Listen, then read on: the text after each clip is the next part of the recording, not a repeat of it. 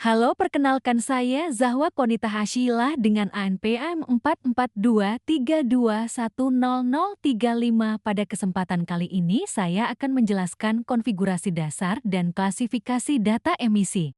Pada soal pertama yaitu sebutkan dan jelaskan secara singkat 3 kategori menu utama yang menyusun tampilan awal dashboard modul ESG di Odoo.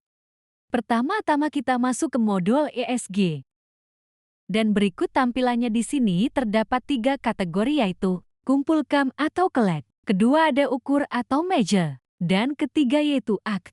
Pada bagian pertama, yaitu collect, sistem ESG Odoo berfungsi untuk mengumpulkan seluruh data emisi dari berbagai sumber. Disinilah perusahaan mulai mencatat data aktivitas yang menghasilkan emisi karbon, seperti penggunaan bahan bakar kendaraan, konsumsi listrik, maupun sumber energi lainnya. Semua data ini kemudian diklasifikasikan menjadi 3 kategori utama, yaitu skop 1, skop 2, dan skop 3 yang masing-masing menggambarkan sumber emisi langsung dan tidak langsung dari kegiatan operasional perusahaan. Pada tampilan dashboard, terlihat grafik batang dengan label skop 1, skop 2, dan skop 3, serta tombol Nu yang digunakan untuk menambahkan data emisi baru. Bagian ini menjadi dasar utama dalam memetakan jejak karbon perusahaan secara sistematis. Selanjutnya, kita masuk ke bagian measure. Bagian ini berfungsi untuk mengukur dan menganalisis performa ESG berdasarkan data yang sudah dikumpulkan sebelumnya. Odoo secara otomatis mengubah data emisi menjadi carbon analytics yang ditampilkan dalam bentuk grafik carbon footprint. Dari grafik ini, pengguna dapat memantau perbandingan emisi dalam periode 6 bulan terakhir dan 1 tahun terakhir. Tujuannya adalah untuk membantu perusahaan memahami tren perubahan emisi, mengidentifikasi area yang paling berkontribusi terhadap karbon, dan mendukung pembuatan laporan keberlanjutan yang lebih akurat. Bagian terakhir adalah act. Tahapan ini merupakan tindak lanjut dari hasil pengukuran yang telah dilakukan. Melalui menu act, perusahaan dapat mengubah data analisis menjadi langkah nyata, seperti menetapkan target pengurangan emisi, mengoptimalkan efisiensi energi, atau menerapkan kebijakan ramah lingkungan. Selanjutnya pertanyaan nomor 2 yaitu fokus pada menu configuration. Jelaskan minimal 3 jenis data master apa saja yang harus disiapkan dan didefinisikan oleh Anda sebelum dapat memulai pencatatan emisi. Pada bar konfigurasi terdapat emisi karbon diantaranya faktor-faktor emisi, sumber-sumber emisi, gas-gas, dan database sumber.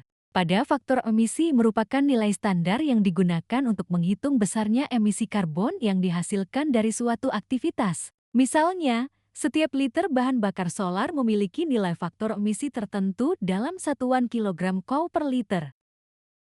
Selanjutnya, sumber emisi. Pada bagian inilah pengguna mendefinisikan dari mana emisi berasal. Contohnya, dari kendaraan operasional, mesin produksi, konsumsi listrik, atau aktivitas transportasi pihak ketiga. Setiap sumber emisi yang dimasukkan akan dikategorikan ke dalam skop 1, skop 2, atau skop 3 sesuai jenisnya.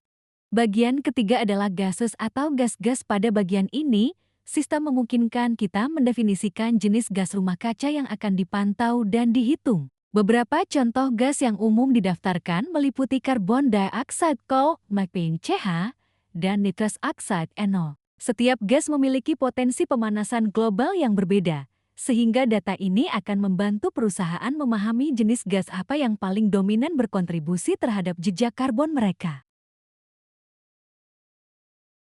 Selanjutnya yaitu database. Sumber fitur ini berfungsi sebagai basis referensi yang menyimpan kumpulan data faktor emisi, sumber energi, dan data aktivitas dari berbagai standar internasional. Misalnya, data dapat diambil dari IPCC, DI-Vera, atau IPA Databases. Selanjutnya adalah contoh implementasinya. Pertama kita ke bar kumpulkan, lalu klik emisi yang dipancarkan. Lalu klik baru dengan contoh transportasi bus, lalu tanggalnya diisi. Lalu untuk faktor emisinya diisi bus diesel dan perusahaannya yaitu PT. Kita manufaktur. Kuantitas 1 dan KET DAKPSTYNNYA 2%. Lalu dengan catatan perjalanan dinas dari kantor pusat ke lokasi proyek menggunakan bus antar dengan jarak tempuh 50 km. Jika sudah bisa langsung di-save. Sekian penjelasan dari saya, terima kasih.